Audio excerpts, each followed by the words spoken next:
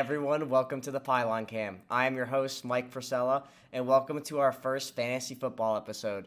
In this episode, we're going to be discussing updated rankings for running backs, wide receivers, and rookies now that the preseason has concluded.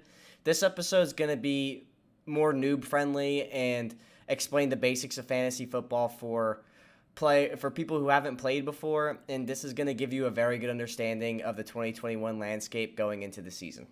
To start us off, we're going to be jumping right into the running backs. In my personal opinion, I think that building your team centered around running backs is the most important way to go about building your team. No matter if it's dynasty formats, PPR, standard, redraft, keeper, etc. Running backs are just so thin in the NFL as it is.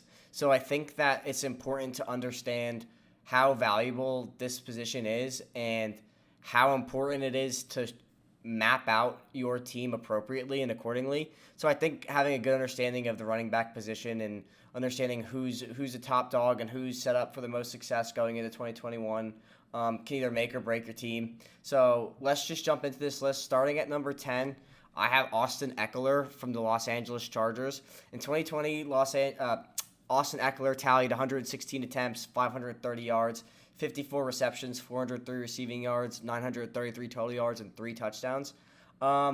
This is someone I'm pretty low on, even though I have them at number 10 on this list, because I personally do not like Austin Ekeler. It has nothing to do with his talent. It has nothing to do with his play. I just have never liked the guy. So that is neither here nor there. Austin Ekeler is someone who in PPR formats should explode this season. He put up pretty decent numbers behind the 32nd ranked offensive line. He did miss a couple of games, but going into 2021, PFF has the Los Angeles Chargers offensive line ranked at 18, which in 2020 was slated as a 32nd ranked offensive line. So Austin Ekeler could produce with a pretty terrible offensive line, which is a lot of knocks and something you should definitely look at when you're thinking about who you want to draft going into your drafts and queuing up players. Oh, especially with running backs, you always want to think about the offensive line and their situation around them. Do they have receivers that could extend the field so teams can't stack the box against them? And do they have a good enough offensive line to develop and run blocking and to open holes for them?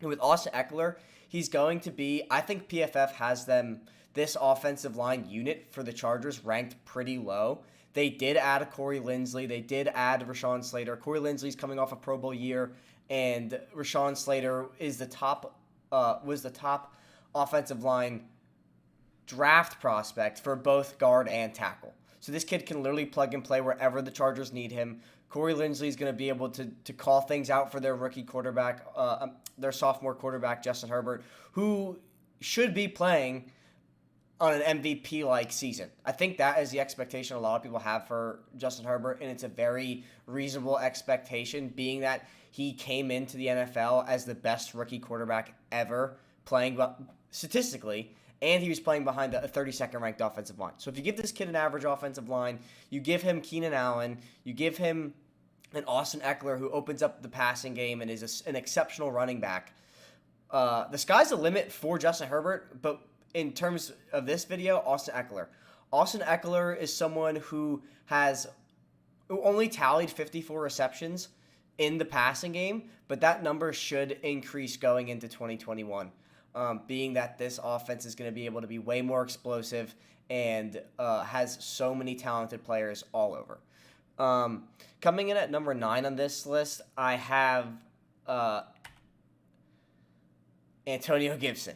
Forgot for a second. Antonio Gibson is someone who kind of jumped onto the scene late. He's a sophomore running back playing for the Washington football team. In 2020, he had 170 attempts, which is it's decent volume. He didn't start every game. I should have wrote down how many games he started, but he did end up rushing for 795 yards, had 36 receptions, 247 receiving yards, 1,042 total yards, and 11 total touchdowns. This is someone who a lot of fantasy players are very high on, myself included. You could snag him in the second round. If you're really high on him, you could draft him in the first. I probably wouldn't do that depending on how the board's panning out.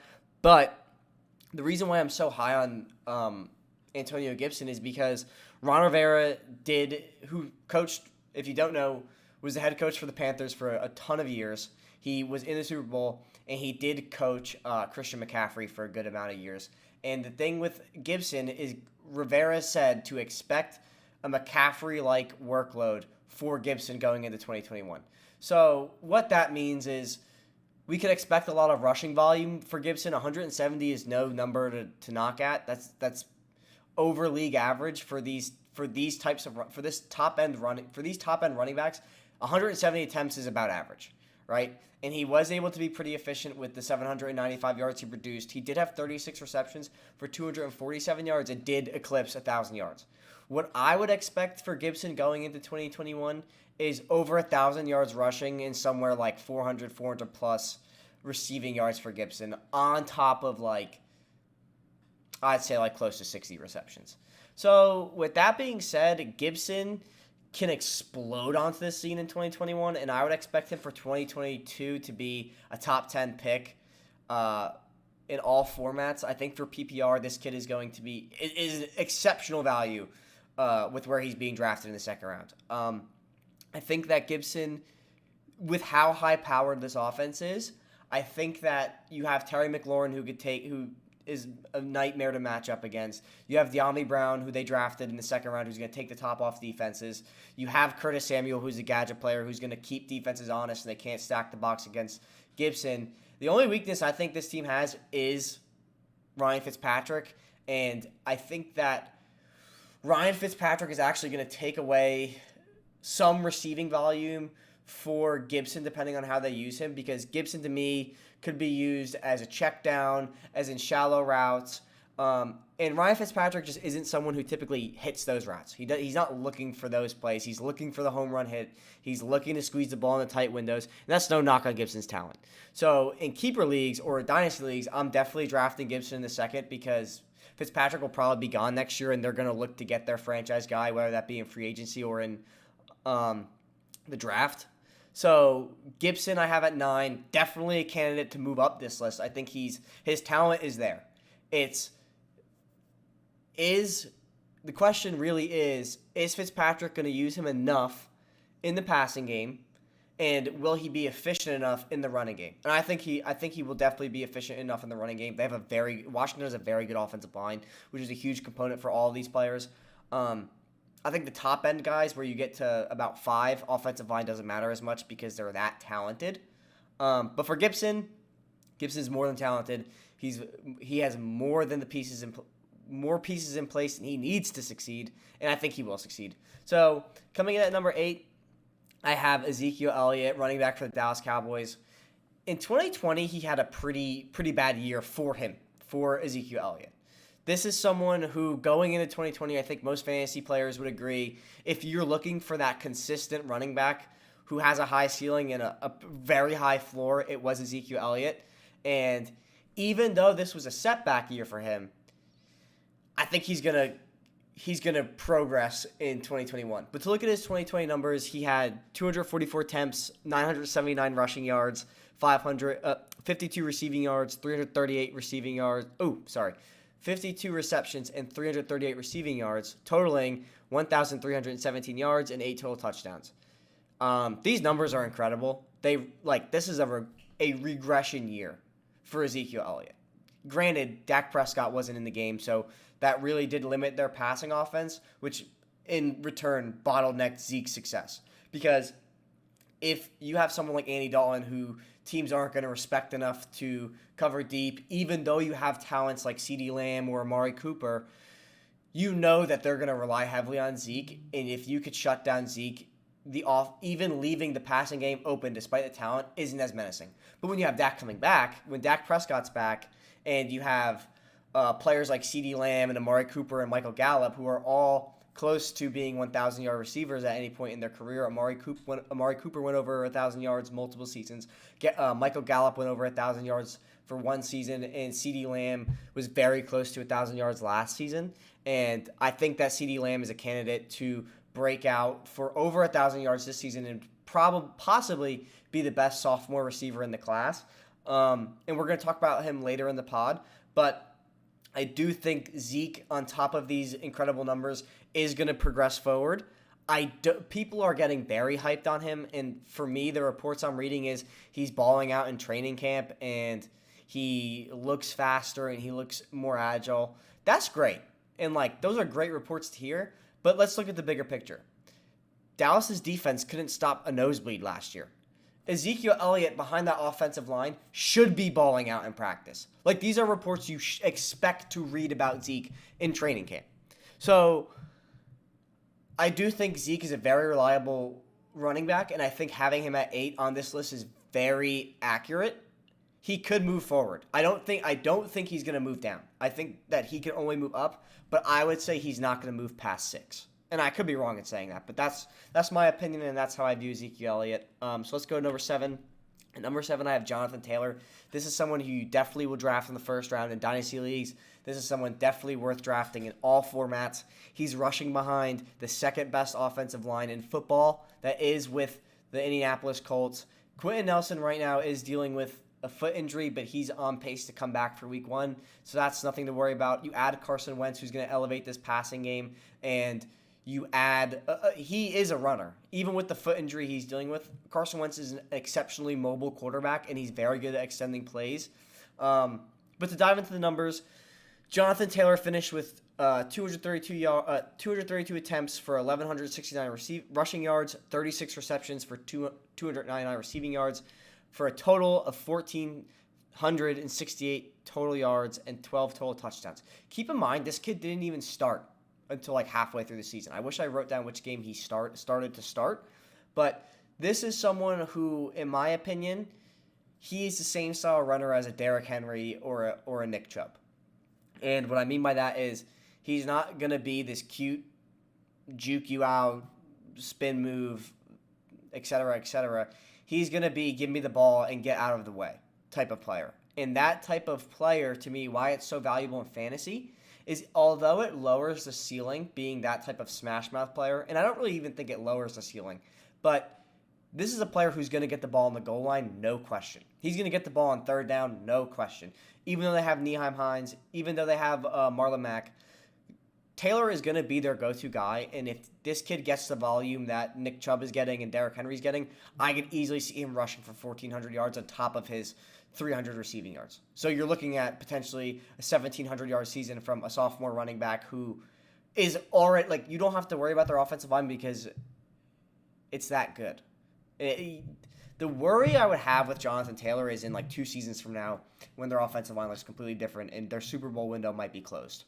But nothing to worry about with Jonathan Taylor. I think he's one of the safest running backs you could draft. No injury history. Looking to have a progression season going into his sophomore campaign. And I think that if you're looking to have a cornerstone running back for Dynasty Leagues, this is someone you want to draft with a 3rd overall pick, 3rd or 4th overall pick, no question. In regular redraft leagues, you could get him at the back end of the 1st.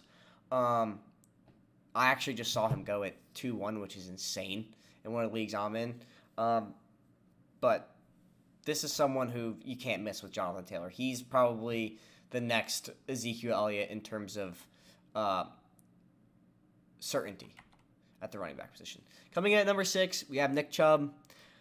So Nick Chubb is a player I have that's pegged as extremely underrated.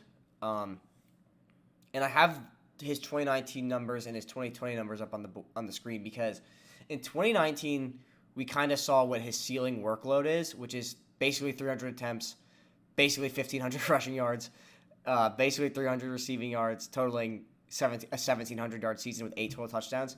We saw those numbers peel back in 2020 because the Browns added Kareem Hunt.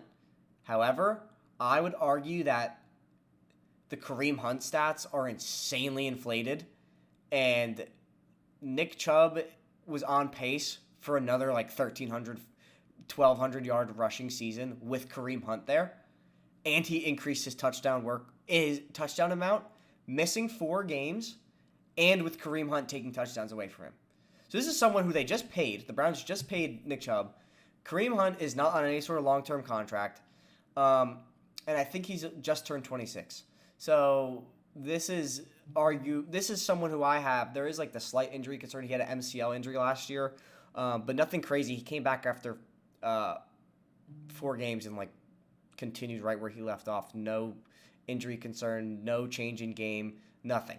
So I think for 2021, you could expect about 1,300 rushing yards, 200 receiving yards, totaling like another 1,500-yard season, and around 10 touchdowns no matter what. If you average the 18 touchdowns and the 12 touchdowns, you're going to get 10, which is exceptional value and exceptional efficiency for a first-round pick.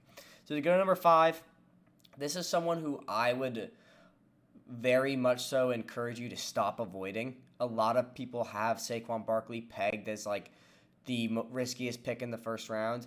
And here's what I would argue against that. So we talked a little bit about having a bad offensive line be a concern. And we talked briefly about injury concerns throughout all of these players. Saquon Barkley does have a bad offensive line. And he does have I would say 1 season worth of injury concern, being that he's coming off a torn ACL.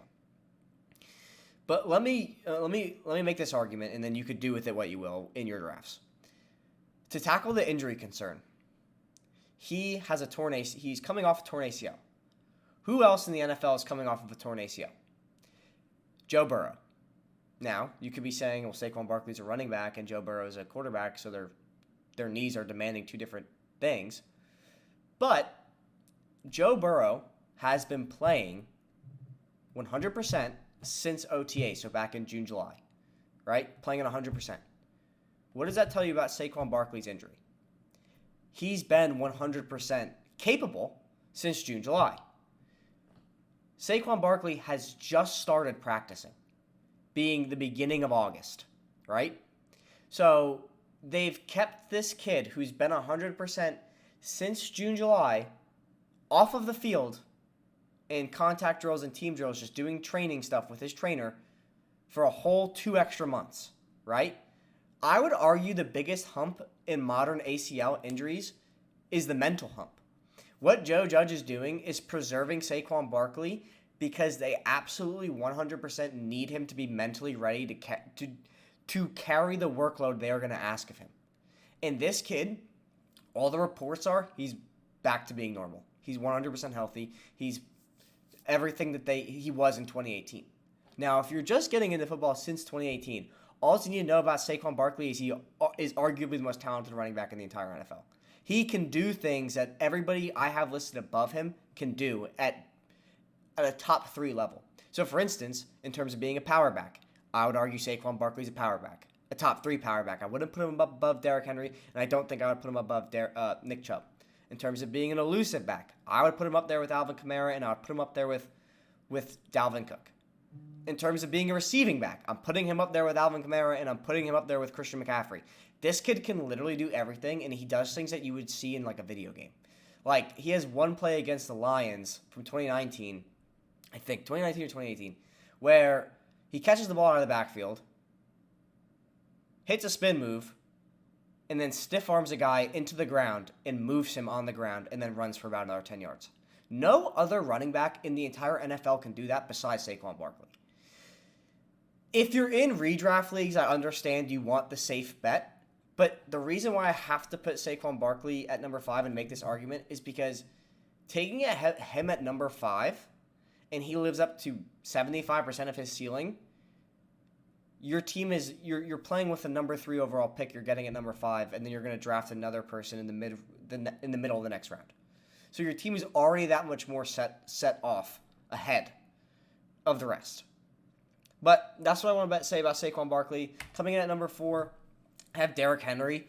Derrick Henry I have at number 4 because in PPR leagues, there's that like slight scare of like, oh, well, he doesn't really receive the ball. Like you see on the screen, he has 19 receptions. But when you're rushing for 2,000 yards, that doesn't matter. Like, the dude rushed for 2,027 yards and had over 21 scrimmage yards, or 2,100 scrimmage yards in 2020 with 17 total touchdowns. Doesn't matter. This guy is the most consistent running back in the NFL, and people are worried about regression. I saw a stat that of the 8 running backs that have rushed for 2,000 yards ever in NFL history, they all have the highest next season was 1,600 yards, which is still, like, incredible. What I would say is why you don't have to worry about Derrick Henry is the dude, like, isn't human. He's literally built like Cyborg from the Justice League. And he doesn't, to me, if he were to regress, it's not going to be this season coming up. It'll be the season after that. The only area I could see Derrick Henry regressing in is touchdowns, and I still think he has at least 10. So this is someone, if you want the most surefire pick at the running back position where you know you're getting everything you need, you don't have to worry about injury concerns, you don't have to worry about production, take Derrick Henry because there's literally no downside besides he doesn't catch the ball as much as the next guy. To go to number 3, I have Alvin Kamara out from the New Orleans Saints. The thing that scares me with Kamara this year is his rushing volume. You could see that coming at number 3, he has decently low rushing attempts compared to like the number 7 guy. Like his rushing attempts are very low. However, he's insanely efficient in the run game. And he's probably the best pass catching back in the league besides Christian McCaffrey, and I think Saquon's on the same level. But he did have 21 touchdowns in 2020, which is absolutely insane. Like, that is a league winner if I've ever seen one. And I don't think there's much downside with Kamara. There's no injury history. There's, like, nothing worth worrying about. He had 1,700 total yards, which is insane. I mean, he had 800 yards, basically, on 83 attempts or receptions. So he has the volume, good enough volume for in the receiving game and the run game to be viable. This is someone who I could see dropping down to like 5 or 6. However, he is unquestionably the best player on the Saints offense, and Sean Payton is a good enough head coach to know that he needs to get the ball to Alvin Kamara as safely and as often as possible, so it doesn't matter. So this is someone who at least will stay 3. Or at most will stay 3, at least drop like 2 pegs, barring no injury. And then coming in at number 2, I have Dalvin Cook. Dalvin Cook had the second most scrimmage yards in the NFL last year. I'm pretty confident about that. He had 312 attempts, which is incredible volume. He ran for almost 1,600 yards, had 44 receptions for 400 yards, and totaled 1,900 scrimmage yards with 17 total touchdowns. This is someone who... This offense did not change. The only thing about the Vikings offense that changed is their offensive line got better. So you have Justin Jefferson, who's going to take the top off defenses. You have a veteran in Adam Thielen, who's going to make plays. And then you have Dalvin Cook, who's going to make plays. The only thing that is a legitimate concern with Dalvin Cook is he's never played 16 games in a season. So if you have a deep enough bench, I would pick up Alexander Mattison because Alexander Mattison, to me, is probably like a top 5 backup in the NFL. And he comes into the game and will drop 15 points like no matter what. So if you're worried about that, go ahead and pick up Mattison and, you'll be safe. But this is someone who, if he plays 17 games, he could potentially have, 2,200 yards. Also, keep in mind, he had 1,900 total yards with Justin Jefferson having 1,400 total receiving yards. So the volume in this offense is actually insane. And Kirk Cousins isn't going to go win you big games. He's 0-9 on primetime. I think maybe even 0 and more in primetime. So he's not taking you to the playoffs. He's not winning you a playoff game. But he is a stat patter. And in this offense, all of these players will have their stats padded. So Dalvin Cook, unquestionably number 2. If you have the second overall pick, do not think twice about it. Take Dalvin Cook. And then coming in at number 1, this should be like absolutely no surprise to anyone, Christian McCaffrey. And the reason why I put 2018 and 2019 numbers up here, because he did deal with injury concern, or not injury, he dealt with injuries in 2020. And the thing that scares me about Christian McCaffrey, which, I mean, it's no matter what, you have to take him at number 1 because his volume is so consistent and it's so large that it doesn't actually matter. The dude has rushed for over 1,000 yards past 2 seasons, and he's caught for at least 800 yards in the past 2 seasons. He dealt with a shoulder injury and a quad injury. That's what scares me, because that's 2 separate injuries that only allowed him to play 3 games in a season, right? So that's what kind of scares me about Christian McCaffrey going into 2021. But if you have pick 1-1, you have to take him. If you have pick 1-2 and for whatever reason someone passes on him, you have to take him.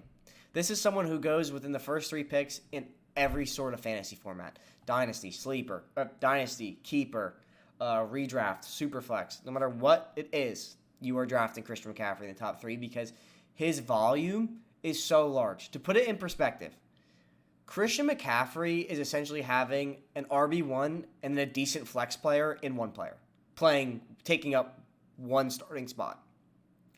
That's why you got it. Like, you have to take Christian McCaffrey. But that's the top 10 list I have for running backs.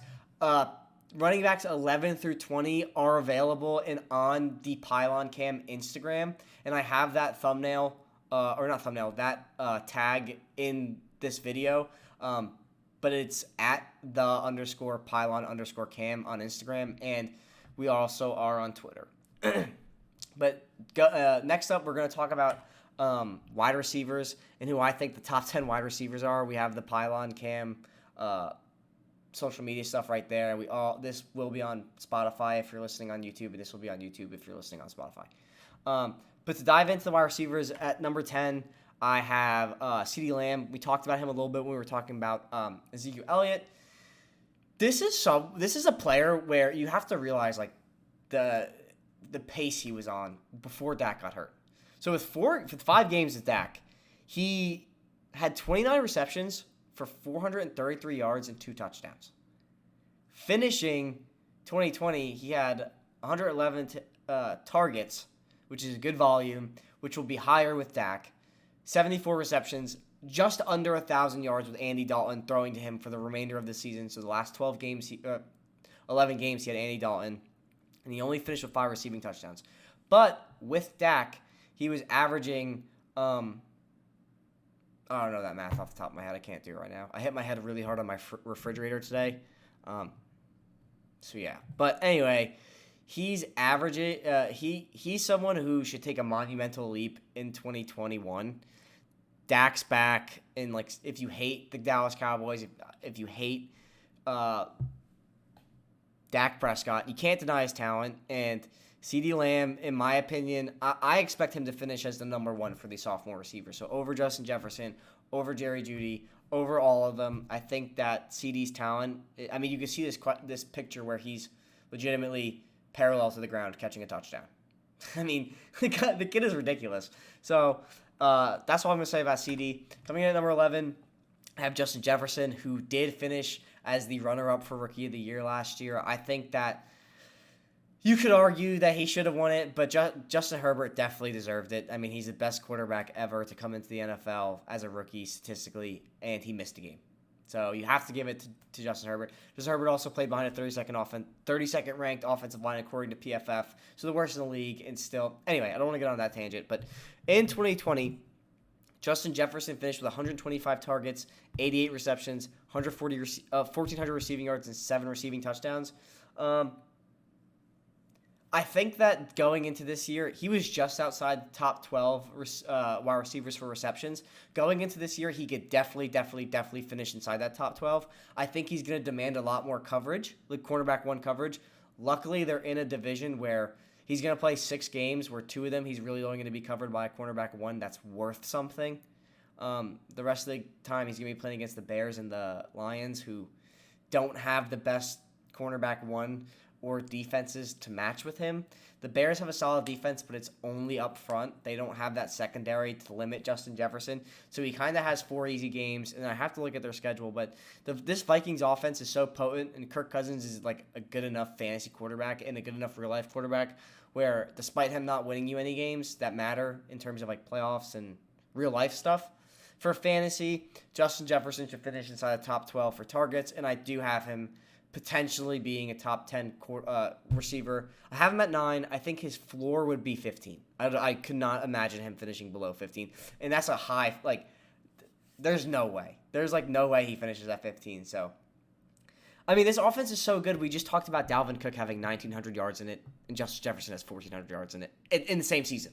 So, I wouldn't worry about Justin Jefferson because this offense is so elite, they cannot focus the resources to cover Justin Jefferson without leaving themselves exposed to Adam Thielen or exposed to Dalvin Cook.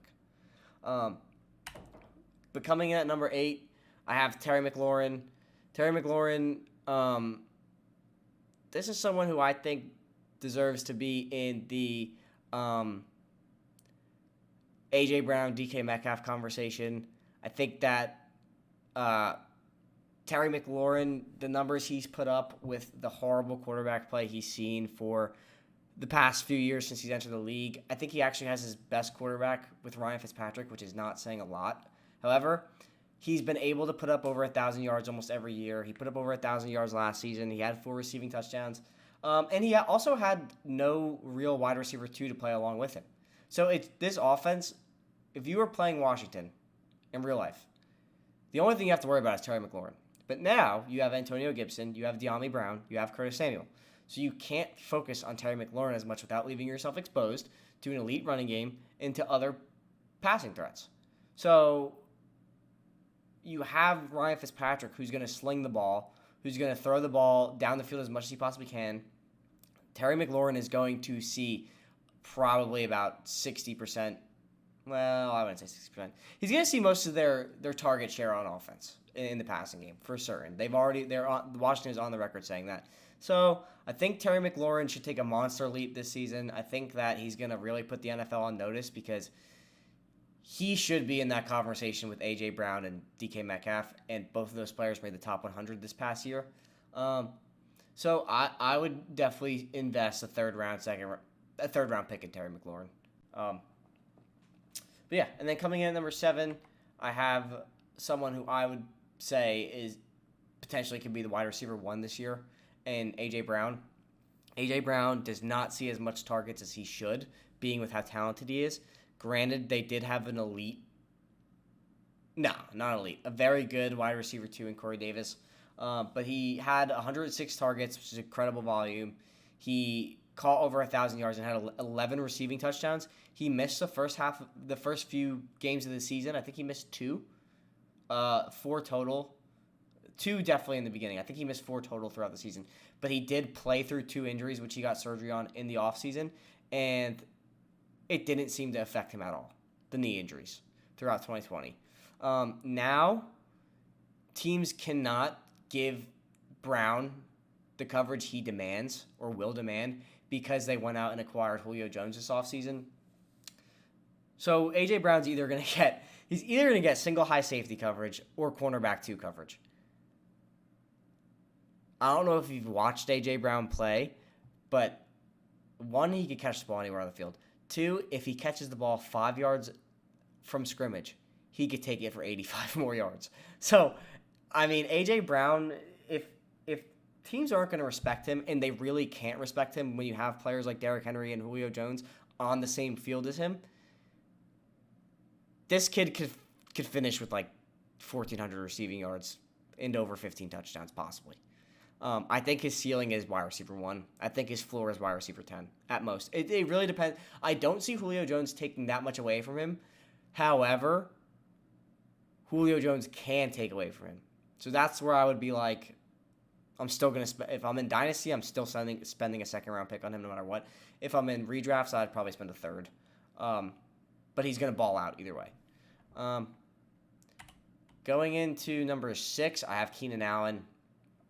Keenan Allen had finished 5th in targets in the 2020 season, and that was with rookie Justin Herbert playing behind a 32nd ranked offensive line. You give Justin Herbert time to throw. You give someone like Keenan Allen, who's an elite route runner in the NFL, you give him time to develop his routes. You give Justin Herbert a clean pocket to throw in. Keenan Allen is someone who should finish around 6. He really should finish in the top 6. He had 8 receiving touchdowns and had 100 receptions. Didn't have over 1,000 yards. He'll definitely have over 1,000 yards, barring no injuries. But he should explode. This Chargers offense should be very, very potent this year. And in elite offenses, I think the bar to measure players like CD2 and Zeke 2 and Keenan Allen and Austin Ekeler do is the Minnesota Vikings, because they have an elite running back, they have an elite wide receiver 2, and they have an elite wide receiver 1, and everyone had over 1,000 yards. So Keenan Allen, definitely a candidate to have over 1,000 yards, definitely a candidate to have 10-plus touchdowns, definitely a candidate to have over 100 receiving yards. Someone I've drafted in the 3rd in almost every single league. He's elite. He'll be elite this year. I don't like him. I think he's very cocky and arrogant, but he's going to be a good player. Oops, going backwards. Nope, just kidding. So coming in at number 5, I have DeAndre Hopkins. DeAndre Hopkins, you could be sitting there if you know football and be thinking like, oh man, why do you have DeAndre Hopkins so low? DeAndre Hopkins did finish second in targets. And the reason why I have him at 5 is not because of his talent. It's because the Cardinals went out and got way more legitimate weapons in the passing game going into 2021. They drafted Rondale Moore, who's going to be an exceptional rookie. He's going to be a slot, potentially that slot guy that they desperately need. They had Kirk, I forgot his first name, but he was okay, Christian Kirk. But they're going to have DeAndre Hopkins be the one. They have A.J. Green now, who's a veteran, who has playoff experience. Like, the Cardinals are building their team to make the playoffs. They have no running game. Their best running back is Chase Edmonds, followed by Eno Benjamin, in my opinion, and then James Conner coming in at number 3. I think they might try to trade James Conner. James Conner's only played, I think, at most 13 games in his career, who I really don't like. I would never draft James Conner in any league. I don't care what the format is. James Conner stinks. So they're going to be a very pass-heavy offense. But the reason why I have Hopkins at 5 is not because of his talent. I don't doubt he'll have over 100 receptions. I don't doubt he'll have over 5 touchdowns. And I don't doubt that he'll have over 1,200 receiving yards. But I do doubt his numbers will look like they did in 2020. Coming in at number 4, I have Calvin Ridley. And the reason why I have him over DeAndre Hopkins is because Julio Jones left, which is opening up passing volume for Calvin Ridley specifically. The other thing is, people could be saying there, oh, well, Calvin Ridley's never been a 1. How do we know he's going to be a reliable 1? Blah, blah, blah, blah.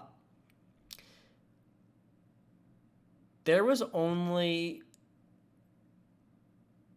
8 games, right? No.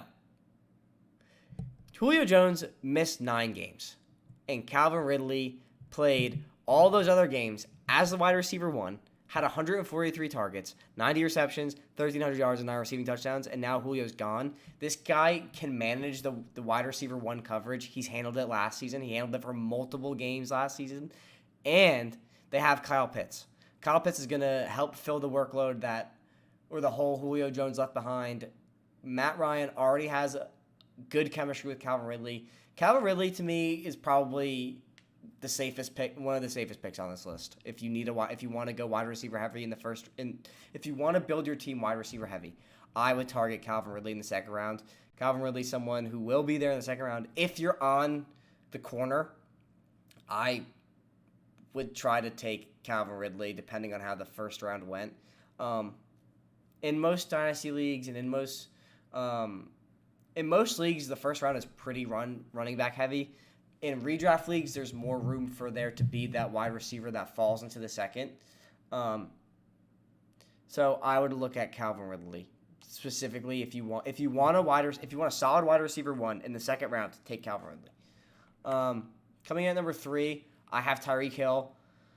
One thing I didn't know about Tyreek Hill until I made this presentation, made this video, and did all this research.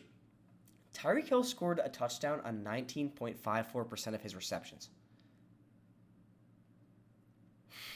That means 1 out of every 5 catches, I think. Yeah, he's basically scoring a touchdown. He only had 135 targets and 87 receptions, and I'm saying only because he didn't need more to score a touchdown.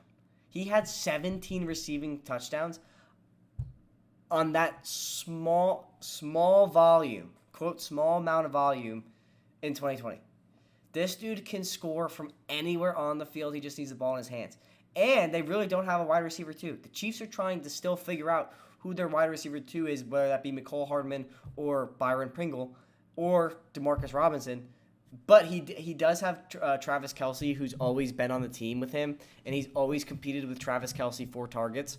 However, it's never kept him under 1,000 yards, except for the one season, I think in 2018, where he was out for like 7 games with a shoulder injury. So Tyreek Hill, definitely a first-round wide receiver. Definitely, if you're going wide receiver heavy strategy, I would take Tyreek Hill.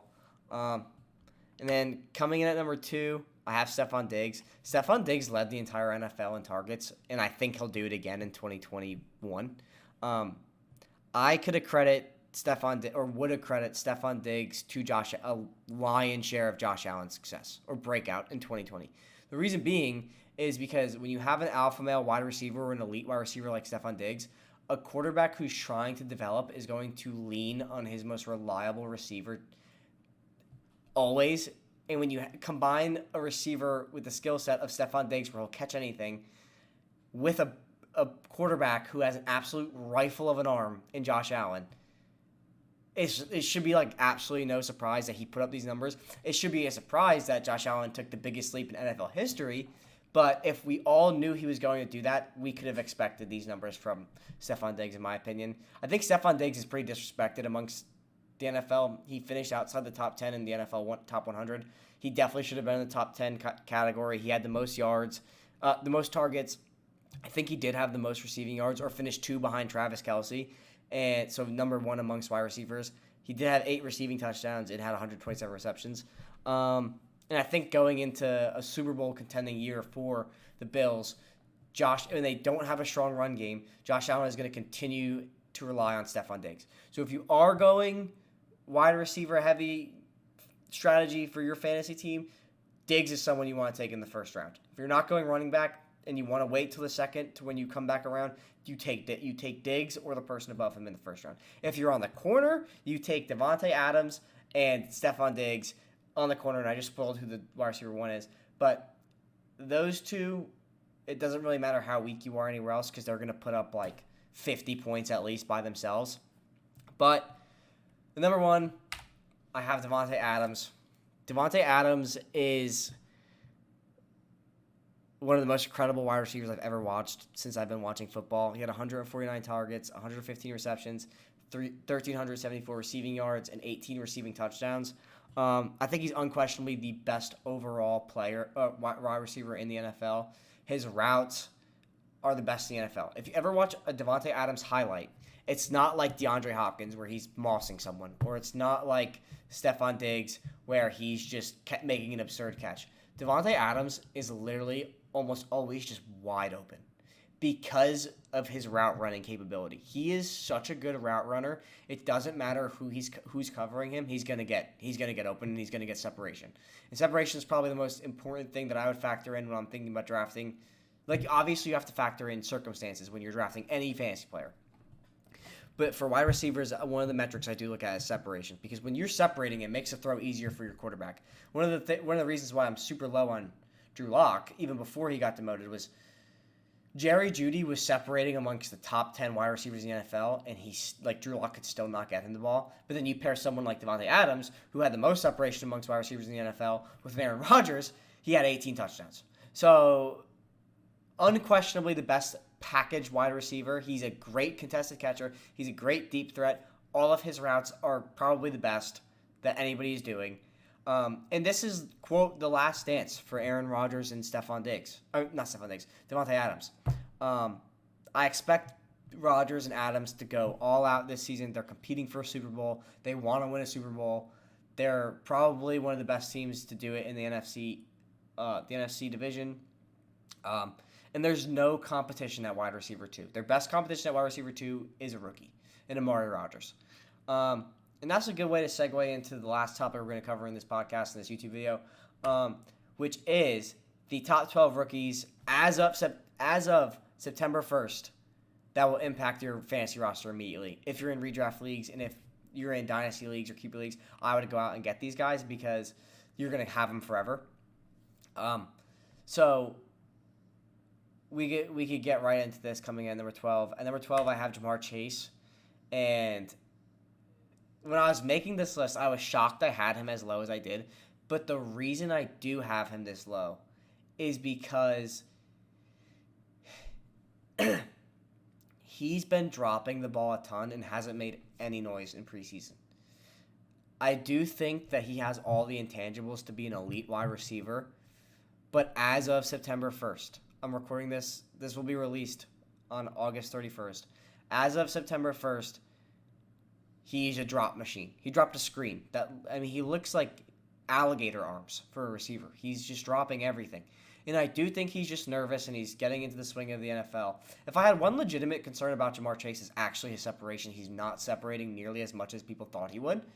But being that he's a 5th overall pick, and there's a lot of controversy about the Bengals taking him over Penei Sewell or Rashawn Slater to protect Joe Burrow, they have to make Jamar Chase work. So he's going to have the volume. He's going to have the goal line looks. Everything will be there for Jamar Chase to succeed down the road. But as of September 1st, I have him at number 12. Coming in at number 11, I have Pat Freiermuth, tight end for the Pittsburgh Steelers. He was drafted 55th overall in the second round for a lot of reasons. I think that one of the biggest things you need for a rookie quarterback, which is what the Steelers will probably be looking at in 2022 unless they go address their quarterback situation in 2022 in the free agency when Big Ben retires probably after this season. They're going to need a good tight end for him to rely on. And Pat Freiermuth, to me, if you're new to football, if you've been watching football, he looks like this generation's Jason Witten. He had the most tight end-esque stat line in week 2 of preseason at 2 catches, 19 yards, and 2 touchdowns. He's also an excellent blocker. And in the NFL today, if you're a tight end that wants to see pass catching reps, you need to be able to block first. That's why I'm kind of getting high on Tommy Tremble, who's a sleeper I have in a lot of leagues. The reason why is he's such a good blocker coming out of Notre Dame. He's going to inevitably see pass-catching looks or pass-catching options, which he's done in the preseason. They're giving him those looks. Pat Freiermuth is Tommy Tremble, but a million times better now. Now, can Tommy Tremble get better? This isn't about Tommy Tremble, but yes, he can get better. Pat Freiermuth is good now. He's going to be great for this Steelers offense. He's going to be a great blocker for Najee Harris to work around. This is someone, Dynasty Leagues, I would look to get him if you want a tight end. If you're redrafting in a Dynasty League, I would probably snag him in the second as of September 1st. But a lot of promise already for Pat Freiermuth. Coming in at number 10, I have Kenneth Gainwell. And the reason why I have Kenneth Gainwell so high, is because you could argue he was the best pure pass-catching running back coming out of this draft. And why I think that argument is valid is for his pro day and in Eagles training camp, he's getting a lot of reps at wide receiver. And I think Nick Sirianni just wants to use him in every way they can. He's a good runner, but doesn't have the size to be like a 25 carry running back, like a 25 carry per game running back. But I did expect going into this offseason post-draft that post-NFL draft, Gainwell would at least take 60% of the passing reps away from Miles Sanders, who struggled to stay on the field. And I do think that at some point this season, Miles Sanders will lose his starting job to Kenneth Gainwell. So I have high expectations for Kenneth Gainwell. I think he's a rookie that's, we've seen flashes of him in the running game, but especially in the passing game this preseason.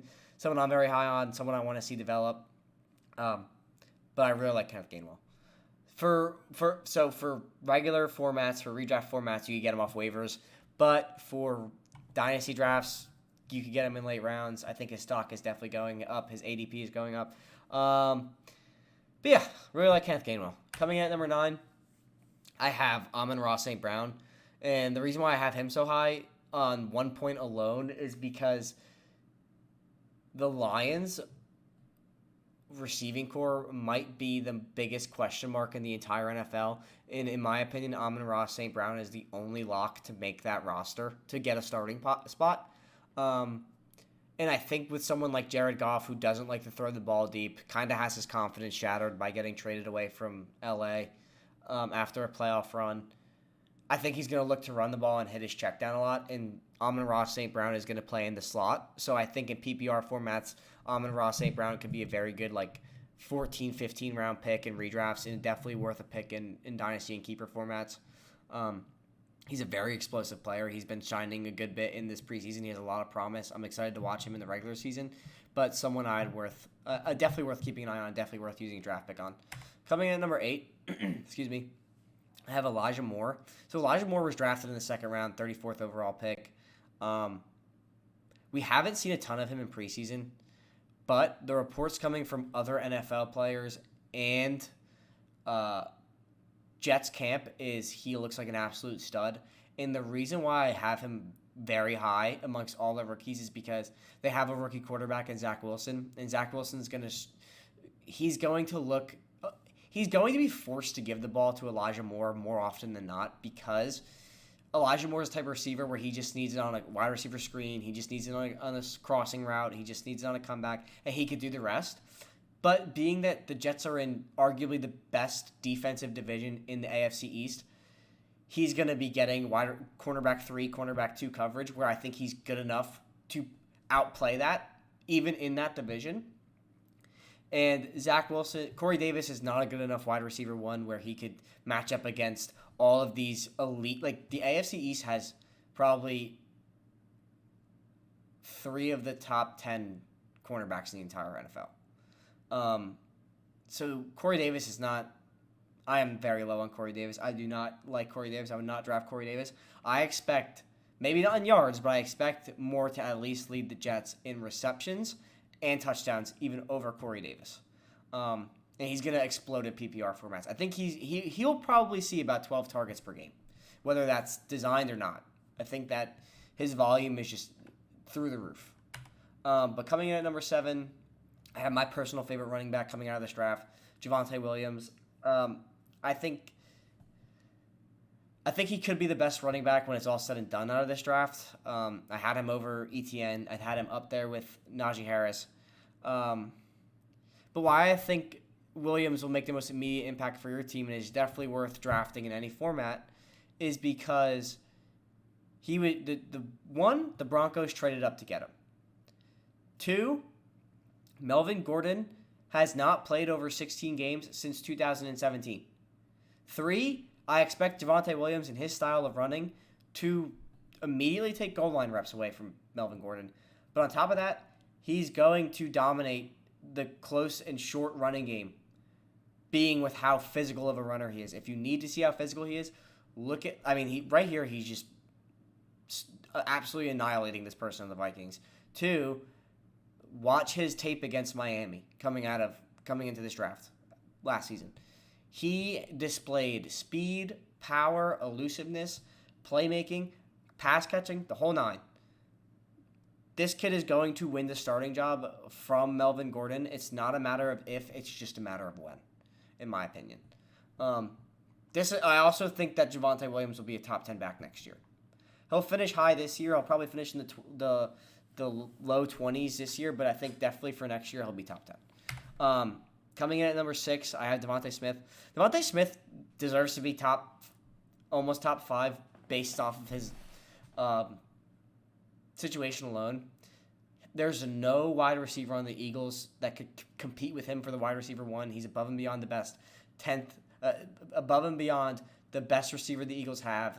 The Eagles traded up with the Cowboys to the 10th overall pick to draft him in front of the Giants. He's going to see a ton of targets right away. He has a ton of chemistry with Jalen Hurts from their time at Alabama. This is someone who, if he could stay healthy, that's the big concern I have with him, is just his size. Not that he can't play with his size, just can he stay healthy at his size? Someone I would definitely invest a draft pick in every format. He's going to excel in PPR. He's going to excel in standard. I mean, there's no question mark with Devonta Smith in terms of talent. But coming in at number 5, I have Jaylen Waddle. So I had a little theory that my college buddies know about because we watched the draft together. And my theory was that if Jamar Chase was available at 6, the Dolphins would still take Waddle. Lo and behold, reports coming out after the draft, they did say if Chase was still there at 6, they were going to take Jaylen Waddle. So obviously they're very into the idea of Jaylen Waddle for Tua. Jaylen Waddle is someone like his player comp is Tyreek Hill. I think he ran an unofficial 4.240, so he's blazing fast. If you blink, he's gone. This is someone he can be a deep threat based off his speed alone. He's very good intermediate route runner. But more importantly, he's also someone like Tua who struggled in the deep game where they could give him the ball off a slant and he's still going to go out and make plays. He's still going to go out and score touchdowns off of a 5-yard slant, off of a wide receiver screen, off of a comeback. And on top of all this, he might even move up to number 2, number 1 if Miami trades for Deshaun Watson, which are the rumors circulating right now, that Miami is in very serious trade talks with Houston for Deshaun Watson, despite the legal concerns in the air right now. Jaylen Waddle going to make an impact with Tua on your fantasy team, and definitely going to make an impact if Deshaun Watson plays. Coming in at number 4, I have Ramondre Stevenson. And coming out of the draft, I think very few people even knew who Ramondre Stevenson was. I had him as my RB6 coming out of Oklahoma State. Wait. Now I look like an idiot because I don't remember if he came. Yeah, he did. So I had Ramondre Stevenson. I drafted Ramondre Stevenson in almost every single Dynasty redraft league. I drafted him in the 3rd round in every single league. He will not be there in the 3rd round, unfortunately. If you guys are drafting now, if you waited till preseason ended to do your Dynasty redraft, if you waited till preseason ended to do any draft, for any keeper Dynasty format, Ramondre Stevenson, his ADP has skyrocketed. He has 5 touchdowns in 3 games in the preseason. The dude is an absolute monster. He forced himself into the RB2 spot, and the Patriots had to respect it by trading Sony Michel because of Ramondre Stevenson, there's no purpose for Sony Michel anymore. But this is why I was drafting him in the 3rd, is because before I even seen him play in a professional level, or before I even seen him read a training camp report, his build alone, I figured, okay, 6 foot, 230. They drafted him in the 4th. The Patriots know how to use their running backs. He's gonna steal goal line reps. He will most definitely steal goal line reps now from Damian Harris, who's our unquestioned running back 1. But I think that Stevenson has more than made a case for giving him more work than just a goal line workload. So this is someone who, if you went the wide receiver heavy route and you're worried about getting a flex option for running back, go take Ramondre Stevenson. He'll be very good for you. And then coming in at number 3, I have Terrace Marshall. And I think a lot of people did not expect Terrace Marshall to be nearly as good as he did, besides my brother, my oldest brother, and he convinced me that he would, so I started drafting him in with my first, second round pick if I had one in Dynasty redrafts. But you have a player who is more than talented at LSU, was buried below in the depth chart behind Justin Jefferson and Jamar Chase, would have been a starter anywhere else, would have started at Alabama, would have started anywhere else. And he's pairing up with his college coordinator in Carolina. All the pieces are in the right spots for Terrace Marshall to explode, and that's what he's done this preseason. He's had every game he's had over 50 yards and less than 5 catches. So this is someone in redraft leagues where I'm just snagging him in the 16th, 18th round because why not? I have a theory that he's going to finish second in yards amongst all Panthers receivers no matter who finishes first. So DJ Moore's first, Terrace Marshall is going to be second. If Robbie Anderson's first, Terrace Marshall is going to be second. He's someone who's just absolutely exceeding expectations. He might finish for 2021 as the wide receiver 1 from this class. And nobody saw that coming. Nobody had him as wide receiver 4. Nobody had him at wide receiver 5. He's just someone who is blowing it out of the water. He's making the case he should have been drafted higher in real life. And the Panthers rookies are looking really good. They're all looking really good. Sam Darnold looks really good, which is very happy. I'm happy for Sam Darnold. If you follow the Pylon Camp podcast, you know I've defended Sam Darnold. You know I have high expectations for Sam Darnold. Not that the Panthers will make the playoffs, but Sam Darnold, to just revive his career, has to show he could play. And in his limited preseason reps, though it's preseason, you shouldn't get too hyped on him. He's done that, in my opinion, and I'm excited to watch him play. I think he's going to absolutely light the Jets on fire week 1. And I would expect Terrace Marshall to have a huge week 1, because we saw it last year with Jalen Hurts, and I think that it's becoming science in the NFL that if you have a rookie or a player who teams haven't seen and there's no tape on him, they could come into a game and absolutely wreck your game plan defensively or offensively. It happened with Jalen Hurts when they beat the Saints, and the Eagles team should never be in the same conversation as the Saints. And it happened with Taylor Heineke. He almost defeated the Bucs, and the Bucs went on to win a Super Bowl because Taylor Heineke came into the game. There was no tape on him. Nobody knew what to expect. Nobody knew he could run, et cetera, et cetera. Terrace Marshall, there's only limited preseason reps, and you can't really game plan based off preseason because you're not seeing how this kid can operate against starting caliber players. But that's my tangent on Terrace Marshall. Coming in at number 2, I have Kyle Pitts. And Kyle Pitts is my favorite to win Offensive Rookie of the Year. A few reasons why. He's going to fill the void that Julio left behind. He's that type of receiver. He's that type of athlete, even though he's a tight end. I think his absolute ceiling is tight end 3. His absolute floor is tight end 6. And historically, in fantasy, the drop-offs between tight end 5, tight end 7 is pretty marginal.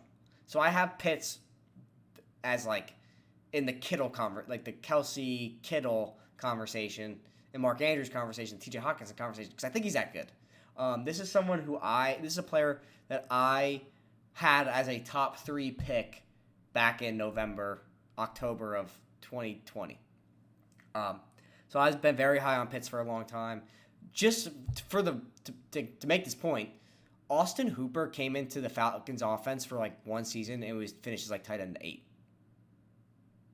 So Kyle Pitts, who's an exceptionally better athlete, exceptionally better tight end, can do everything better than Austin Hooper, is going to light these records on fire. He will probably break, if he stays healthy, every rookie tight end record ever. He will be the same type of impact that Mike Ditka had when he was a rookie. And Mike Ditka is arguably the best rookie tight end ever.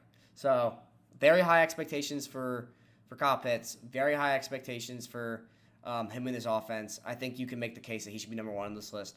But that brings me to who is number 1 on this list, and that is Najee Harris. Running back for the Steelers. He was the first running back off the board in the 2020 draft. He is being drafted in the first round in every single type of fantasy format.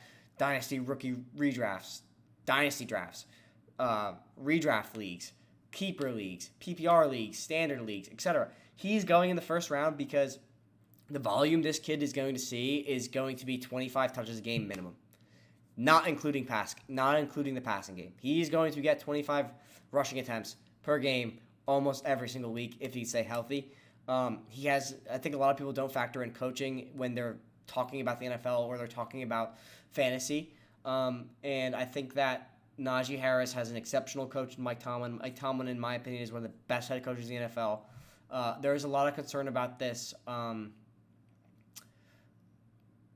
offensive line, and I think that Mike Tomlin, if he knew that this offensive line was that bad, he would have addressed it very early on in the 2021 NFL draft, and he waited till the 3rd. So I think he has a lot more confidence in his guys than the media does. So I think his talent justifies his ADP in every format. I think his volume justifies his ADP in every format. I think he's going to be a success if he stays healthy. And there's no question as to why he shouldn't be number 1 on this list. At least he should be number 2 on this list. For me, I have, if you go to Pylon Cam Instagram, I have Najee Harris listed as the RB14 for the year. His ceiling to me is RB9. Floor could be RB17, RB18. But still, for Dynasty, that's insane for a rookie. For redraft, you'd kind of want more for your first-round pick, but I think that he'll be all right. But that's going to bring us to the end of this episode of the Pylon Cam Fantasycast. I hope you enjoyed it. Like, comment, subscribe if you want to come back for more. You can find us on Instagram and Twitter. We do our best keeping up with league coverage as it happens day to day. We are heavily investing into our Instagram. We're trying to get that off the ground. And if you don't really watch YouTube, if you're not too big on YouTube, find us on Spotify. This video will be on Spotify as it is a podcast. And if you do want to see our cool graphics and you want to see my beautiful face, find us on YouTube. But that's going to do it for me. That's going to do it for this episode. Thanks for watching, and peace.